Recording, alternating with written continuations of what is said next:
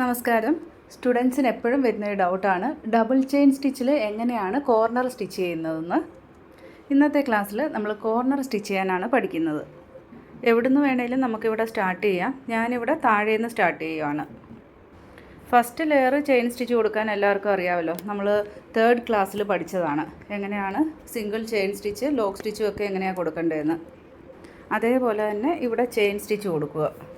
ഇവിടെ ഇനി corner stitch ചെയ്യുന്നത് എങ്ങനെയാണെന്ന് അറിയാമല്ലോ. ലാസ്റ്റ് ആ ഒരു കോർണർ വരെ ചെയിൻ സ്റ്റിച്ച് കൊടുക്കുക.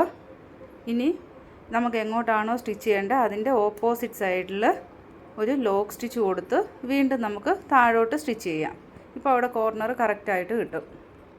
ഈ സ്റ്റിച്ച് നമ്മൾ 2nd ക്ലാസ്സിൽ പഠിച്ചിട്ടുണ്ട്. പിന്നെ മുന്നോട്ടുള്ള അസൈൻമെൻറ്റ്സിലെല്ലാം നമ്മൾ കോർണർ സ്റ്റിച്ച് ചെയ്യുന്നതല്ലേ, അതുകൊണ്ട് ഇതൊക്കെ എല്ലാവർക്കും അറിയാമായിരിക്കുമല്ലോ. ഇനി ഇവിടെ എൻഡ് നോട്ട് കൊടുക്കുന്നതും കൂടി ഒന്ന് ശ്രദ്ധിക്കണേ.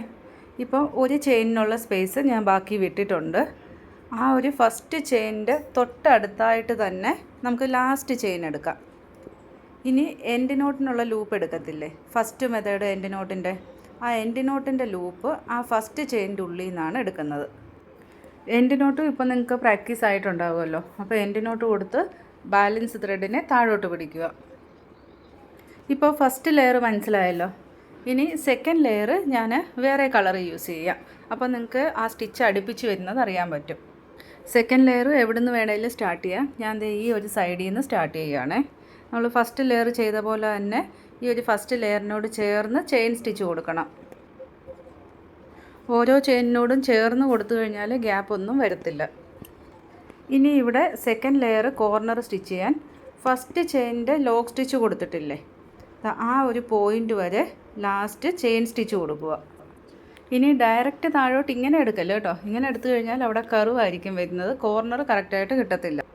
ഫസ്റ്റ് ലെയർ ചെയ്ത പോലെ തന്നെ നമുക്ക് ഏത് സൈഡിലോട്ടാണോ സ്റ്റിച്ച് ചെയ്യേണ്ടത് അതിൻ്റെ ഓപ്പോസിറ്റിൽ ലോക്ക് സ്റ്റിച്ച് കൊടുക്കുക. അതിനുശേഷം താഴോട്ട് സ്റ്റിച്ച് ചെയ്യണം. ഇപ്പോൾ കോർണർ സ്റ്റിച്ച് ചെയ്യുന്ന മനസ്സിലായല്ലോ. ഇനി താഴെ എൻഡ് നോട്ട് കൊടുക്കുന്നതാണ് ശ്രദ്ധിക്കേണ്ടത്. നമ്മൾ ഫസ്റ്റ് ലെയർ എൻഡ് നോട്ട് കൊടുത്തില്ലേ, അതേപോലെ തന്നെയാണ് ഇവിടെ എൻഡ് നോട്ട് കൊടുക്കേണ്ടത്. ഫസ്റ്റ് ചെയിനിനോട് ചേർന്ന് ലാസ്റ്റ് ചെയിൻ എടുക്കുക. ഇനി എൻഡ് നോട്ട് കൊടുക്കാനുള്ള ലൂപ്പ് ഫസ്റ്റ് ചെയിനിൻ്റെ ഉള്ളിൽ നിന്ന് എടുക്കണം. എൻഡ് നോട്ട് കൊടുത്ത ശേഷം ത്രെഡിനെ താഴോട്ട് പിടിക്കുക.